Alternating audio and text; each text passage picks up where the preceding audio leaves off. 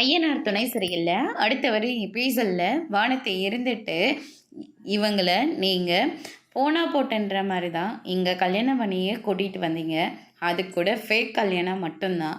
ஆனால் அவங்க முதலாளி சீட்டில் உக்காரணுன்னு சொல்லிட்டு நீங்கள் திருடிட்டு அதுக்காக ஜெயிலுக்கும் வேற போயிட்டு வந்திருக்கீங்க.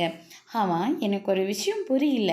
இவங்களால தான் இந்த வீடு மாறிச்சு, இவங்களால தான் நீங்கள் இப்போ ஒரு நல்ல மரியாதையோடு இருக்கீங்க அப்படின்னு சொல்லிட்டு ஏகப்பட்டதாக இவங்கள பற்றி வரைஞ்சிக்கிட்டே இருப்பீங்க. ஆனால் இப்போ நீங்கள் இவங்களால தான் ஜெயிலுக்கே போயிட்டு வந்துட்டீங்க. நல்லா இருந்த பேரை இப்படி கெடுத்து வச்சிட்ருக்கீங்க அப்படின்னு சொல்லிட்டு வானத்தை சொல்லிக்கிட்டு இருக்காங்க. பாண்டி இருந்துட்டு இப்போ எதுக்காக நீ இதெல்லாம் பேசிக்கிட்டு இருக்க அப்படின்னு சொல்லிட்டு, நீ முதல்ல இங்கே எதுக்காக வந்த?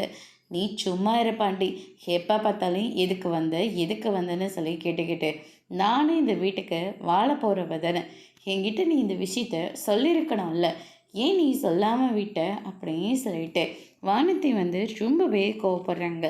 அதுக்கடுத்து தான் நடேசன் இருந்துட்டு, இதுக்காக தான் இவெல்லாம் இந்த வீட்டுக்கு செட் ஆக மாட்டா, நிலா மாதிரி ஒரு பொண்ணை பார்த்து கல்யாணம் பண்ணிட்டு வாங்கடான்னா இப்படி குடும்பத்தை ரெண்டாக்கிற பொண்ணை பார்த்து கல்யாணம் பண்ணிட்டு வர்றதுக்காக நீயும் துடிச்சிட்ருக்க. எங்கள் பாரு, இதோடு நிறுத்திக்கோ. இனிமே நிலாவை பற்றியோ இந்த வீட்டை பற்றியோ ஏதாவது தப்பாக பேசின நடக்கிறதே வேற அப்படின்னு சொல்லிட்டு வான் பண்ணுறாங்க. அதோடு இன்னைக்கான பிரமோ முடிச்சிருக்காங்க.